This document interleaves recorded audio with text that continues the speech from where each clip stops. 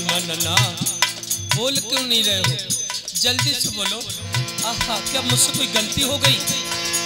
पर्वत पे चल के हर के भंगिया है घोटे,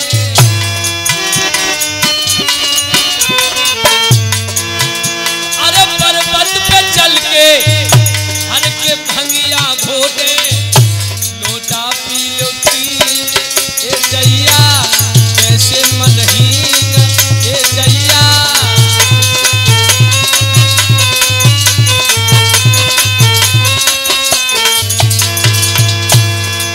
ए दैया ए दैया, अरे दैया रे कैसे मनहीन ए दैया कैसे मनहीन ए दैया।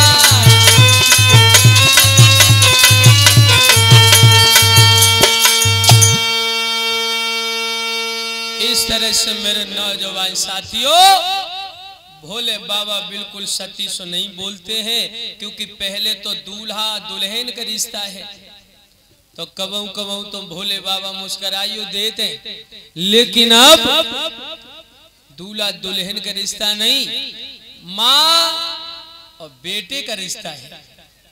पहुंचे कैलाश पर्वत पर, भोले बाबा सोचने लगे ये अमूल्य समय नाहक में न बर्बाद करे, लाओ भगवान का भजन ही करे। बंधुओं, आज मेरे भोले बाबा शून्य में समाधि को लगा करके बैठ जाते हैं। आहा, देखिए माताओं बहनों, भगवान का भजन करने लगे। ऐसा ही नहीं, होनहार बलवान पे सकच होनी सर न जाई रे।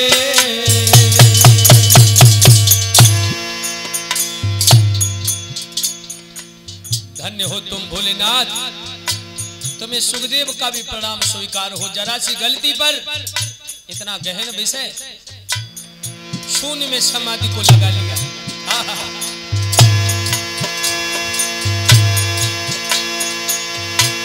होनहार बलवान पे सकछु होली सर न जाई रे। और भोले बाबा ने पर्वत पे लई समाधि लगाई रे।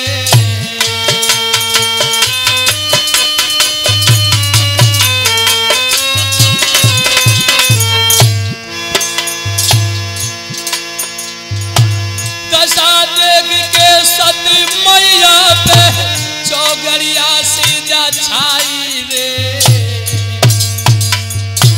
बोले बाबा आंखें खोलो नाथ, क्या गलती हो गई है मुझसे, आंखें खोलो। और क्या कह रही है ये सती? दशा देख के सती मैया पे चौगड़िया सीधा छाई रे। जब याद करी अपने करमन की तो गैया सी टकराई रे।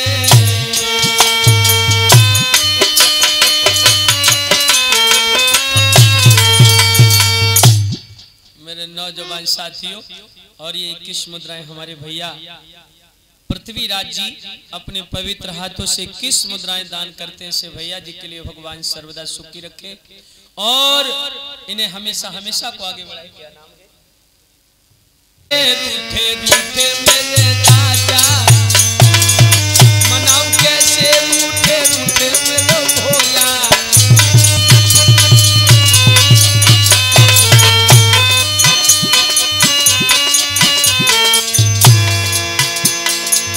रूठे मेरे भोला,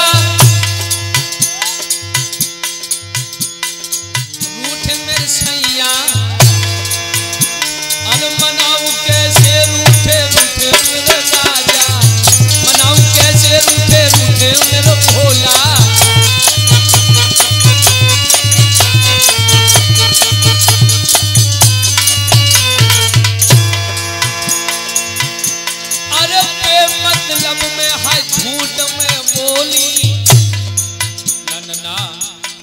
सैया से बेफजूल झूठ बोल गई मैं, रोन लगी और कहा बोली,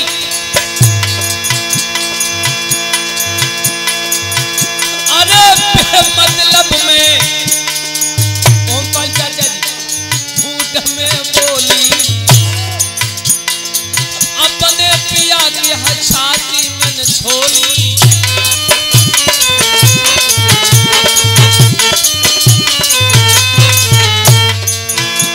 अब दिल के भाव अरे बिकाऊ कैसे रूठे रूठे मेरे राजा, मनाऊ कैसे रूठे रूठे मेरे सैया, मनाऊ कैसे रूठे रूठे मेरे भोला।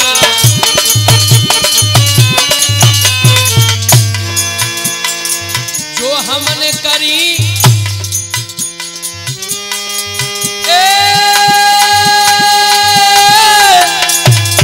जो मैंने करी अरे सजा वह काटी, अरे जो हमने करी अरे सजा वह काटी।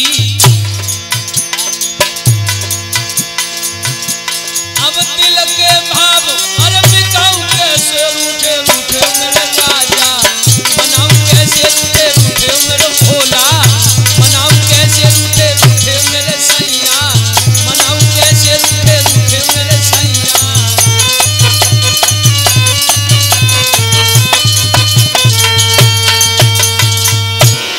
लेकिन इतना सब कुछ होने के बाद में भैया आज मेरे भोले बाबा ने अपने नेत्रों को नहीं खोला। कुछ पति का अनादर ये बर्दाश्त नहीं कर सकती।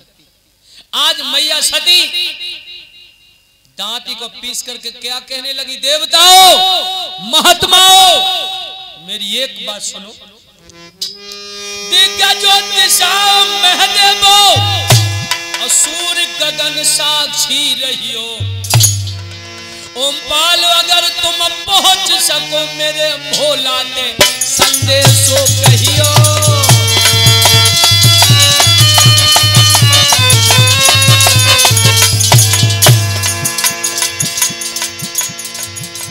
तेरे अग्नि देव की गोदी में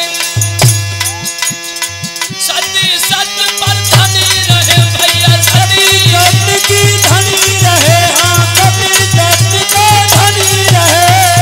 जब जब जहां अरे जहां जन्म में भोला की कहलनी बनी रहे।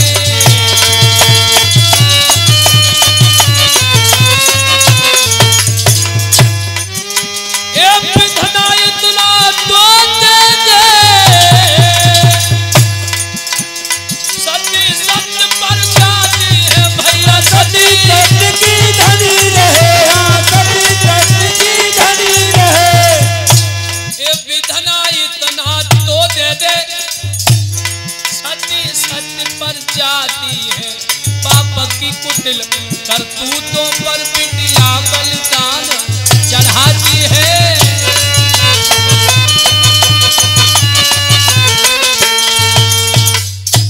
मेरे भैया आज एकदम से मैया सती ने भोले बाबा से वरदान मांगा है, जब जब जहां जहां जन्म में भोला की टहलनी अपने योग अग्नि में एकदम से मैया जल करके राख हो जाती है। अब भोले बाबा ने जो 2 गढ़ भेजे हैं, गढ़ों को क्रोध आने लगा, देवताओं पर टूट पड़े, मारा मार मचा दी है। लेकिन लोगों भृगु ऋषि ने आहुति लगाई जिसमें कित्ता नाम की राक्षसी उत्पन्न होती हैं, गढ़ों के लिए शांत किया। मेरे प्यारे भक्तों गढ़ भोले बाबा के पास आते हैं, कैलाश पर्वत पर हाथ जोड़े चरणों में गिर पड़े, कहने लगे भोलेनाथ हम तुम्हारी प्राणेश्वरी सती को बचा नहीं सके, हमें माफ कर देना। अब देखिए भोले बाबा ने जब हर किसी पति को यह पता चल जाए मेरी पत्नी मृत्यु को प्राप्त हो गई, उसके हृदय से लग करके पूछो उसके दिल की धमनियों से क्या आवाज आएगी। मेरे भाइयों भोले बाबा को क्रोध आ गया, अपनी जटाओं को खोला, जमीन से पटका, लेकिन हुआ क्या, खोल के जटा धर से मारी,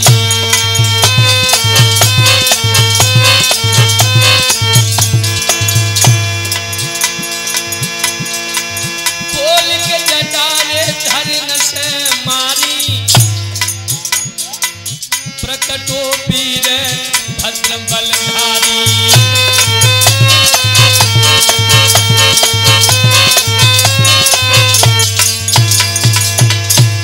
जो अपनी जटाओं को खोल के जमीन में मारा, एक बलधारी प्रकट हो गया जिसका नाम है वीरभद्र। हाथ जोड़ के बोलो महाराज आ गया भरमाइए। बोले बाबा कहने लगे जाओ दक्ष के यज्ञ को विध्वंस कर दो। अरे भैया अब देखिए चला है वीरभद्र। वीरभद्र जब चलो रे हुवन ते दक्ष के खेतन में पहुंचियो जाए। मंच जो तोरे है धन पे डारो, केला के खंबा जल जय से गिराए।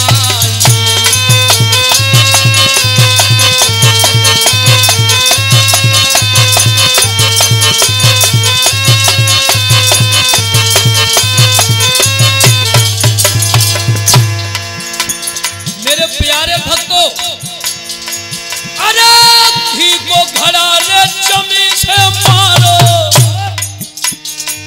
मर्दो ध्यान रे बिसरना जा।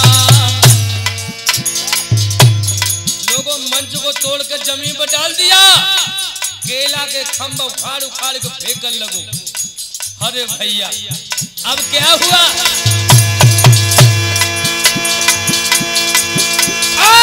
घी को घड़ा रे जमीन से मारो, मर्दो ध्यान रे बिसरना जा। अरे मानपुरी है कबीर भद्र की, सबही देवता गए घबराई।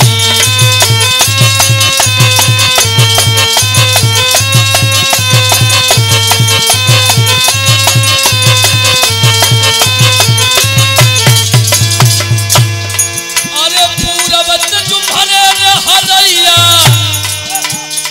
और पश्चिमत सचलो तुरा। यार मेरे धीरे धीरे सही देवजी धीरे धीरे होनी गई है। अरे मर रहा है यार मेरे धीरे धीरे। हाँ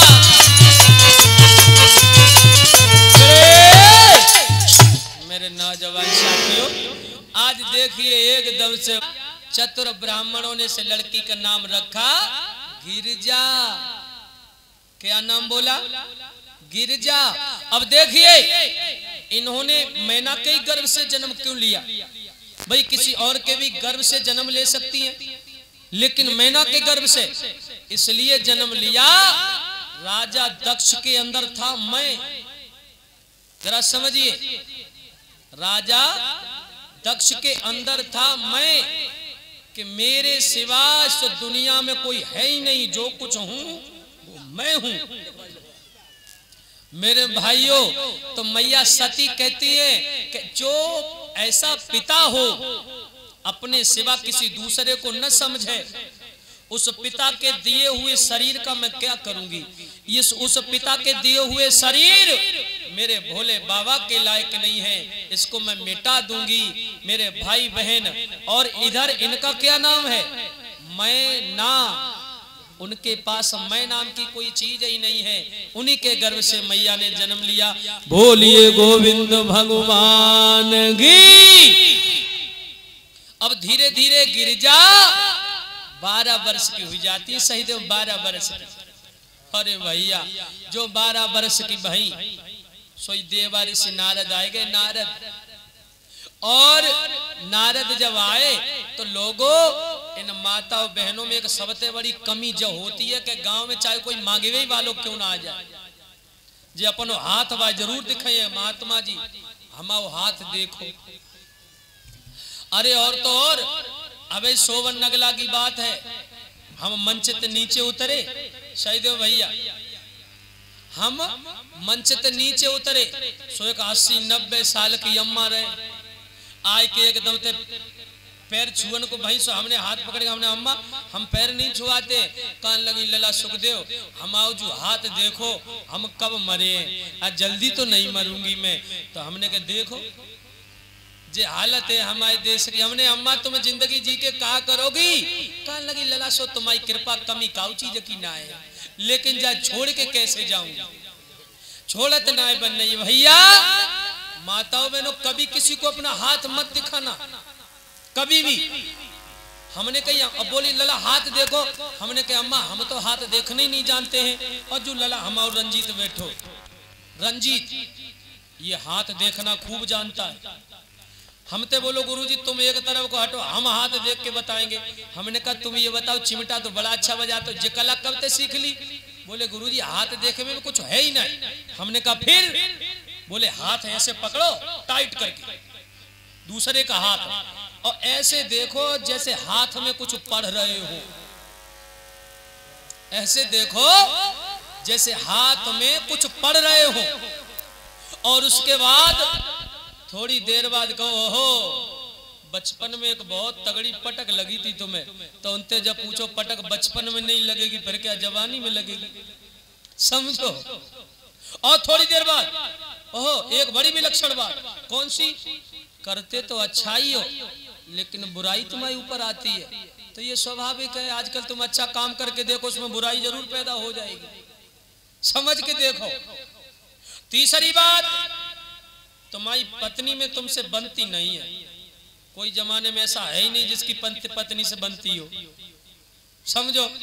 हमारी भी शादी रामनगर से हुई है, तो हमारी पत्नी के जो पिताजी है ना वो एक दरोगा जी हैं, तो बड़ा अपने अहम में रहते हैं कि हम दरोगा हैं, तो भैया हम थोड़ा ऐसे ही रह लेते हैं, हम तो कथावाचक हैं, कोई बात नहीं। तो जब हमारा ब्याह हुई कि हमारे घरे आओ, तो हमारे घर में माताओं बहनों नियम है सब लोग 4 बजे उठ जाते हैं, और हमारी पत्नी जो दरोगा जी की लड़की सो 8 बजे उठे। तो हमारी मम्मी हमको खाए जाए, देखो सुखदेव दुनिया में ज्ञान बांटत फिर रहे, तुम्हें अपनी पत्नी नहीं समझा पा रहे हो। लोगों दुनिया वालों को समझाना बड़ा आसान है और पत्नी को समझाना ये बड़ी कठिन बात है। जज साहब पूरे दिन फैसला सुनाए, चाहे मन हो किसी को फांसी लगाए, मन हो छोड़े, लेकिन वो भी अपने घर जाते हैं, तो उनकी पत्नी यही कहती है कुछ नहीं जानते हो तुम, समझो। तो हमने कहा वो क्या करें, हमारी अम्मा हमसे बड़ी लड़ रही है, बड़ो चिल्लाए रही है। हमने कहा अम्मा जो काम शक्ति से नहीं होता वो युक्ति से हो जाएगा। बोले कैसे? हमने कहा कल 4 बजे तुम आइयो, झाड़ू अपने हाथ से लगाइयो, तो हम तुम्हारे हाथ से झाड़ू छीनेंगे, हम जो कहेंगे अम्मा हम तुम्हें झाड़ू लगाते हुए नहीं देखेंगे, तो तुम हमसे कहीं को लला मैं तो ही नहीं देखूंगी झाड़ू लगाते हुए, तो हमारी पत्नी को कुछ लगेगा तो अपने आप झाड़ू लगाने लगेगी। दूसरे दिन जो 4 बजे सो हमारी अम्मा आई झाड़ू लगाने लगी, तो हमने कहा मैया मैं तुम्हें झाड़ू लगाते हुए नहीं देख सकता। माँ बोली बेटा मैं तुझे नहीं देख सकती, हमारी अम्मा खूब लड़ाई हो। सो हमारी पत्नी एकदम से रजाई फेंकी, उठ के भाग खड़ी हुई। हमने कहा चलो अब झाड़ू लगाए के लिए आए रही है, तो कहने लगी काहे को लड़ाई लड़ते हो तुम? अरे तुम माँ बेटे का कभी ये लड़ाई का झंझट मसला सुलझता ही नहीं, क्यों लड़ते हो? हमारी माँ कहने लगी मैं अपने लला को झाड़ू लगाते हुए नहीं देखूंगी। हमने कहा मैं अपनी माँ को नहीं देखूंगा। तो हमारी पत्नी कहा बोली अरे इसमें लड़ाई किस बात की, एक दिन तुम लगा दो एक दिन तुम लगा दो, लड़ाई अपने आप मिट जाएगी। लोगों तो ये नई नई जितनी माताएं हैं इनसे मेरा कहना है अपने सास ससुर को भगवान समझो, भगवान ना तो जाओ उमरिया ऐसे ही निकल जाइए। और सही दे भैया कि उमरिया बिताए दई राम नहीं जाने, उमरिया बिताए दई राम नहीं जाने।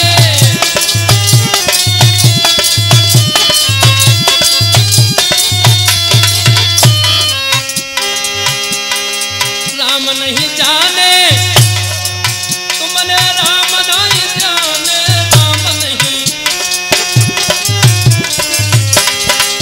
ये सहदेव डगरिया भुलाई रही राम नहीं जाने, उमरिया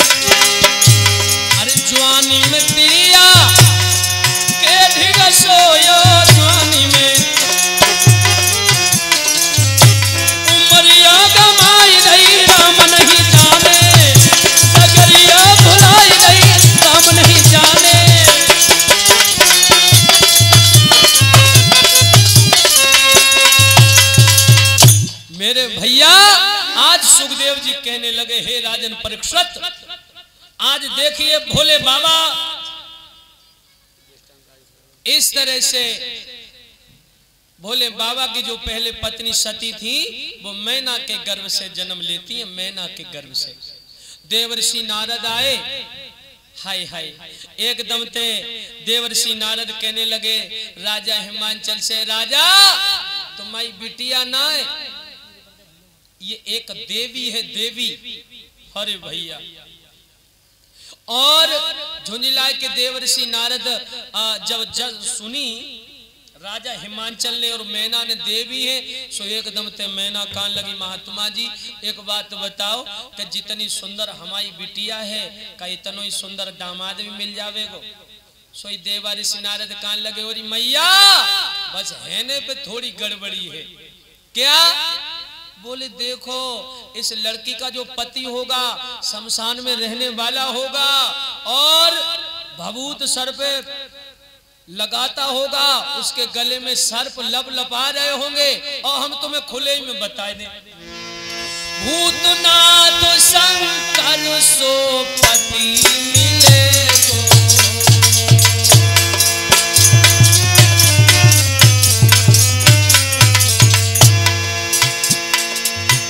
भूतनाथ शंकर सो पति मिले गो, आंगन को तो भूल मरघट में जाय खिले गो, आंगन को तो भूल।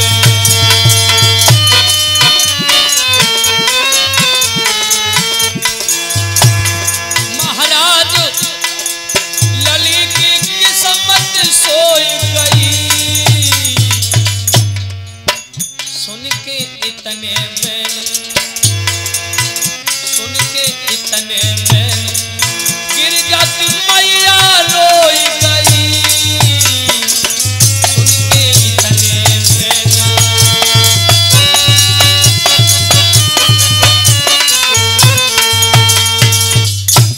एकदम ते भैया जो जसुनी के हाय हमारी सोने जैसी बिटिया जो बवजिया को बिहाई जाइए, सो मैना भपक भपक के रोन लगी। अब देखिए मैना तो तासो रो रही है कि हमारी सोने जैसी बिटिया हाय जब भक्कड़ को बिहाई जाइए, तो ले गिरिजा पास में बैठ के रोन लगी, गिरिजा रोन लगी, बेकार को रो रही है। वो कौन दिन हुई है जो हम उन्हीं के दौरे पहुंचे हैं, अब उनके बगैर हमें नी को नहीं लागत है। लोगों दोनों रो रही हैं, लेकिन रोने का भाव अलग अलग है। देवर्षि नारद कहते हैं अगर ये लड़की भगवान का आश्रय ले ले तो अब गुड़ में बदल सकता है। सो एकदम तक गिरिजा कहा, बोली सहीदेव कि धोखे से कट गई उमरिया, हमारी उमरिया धोखे में कट गई, धोखे में। और कहा बोली रोई के धोखे में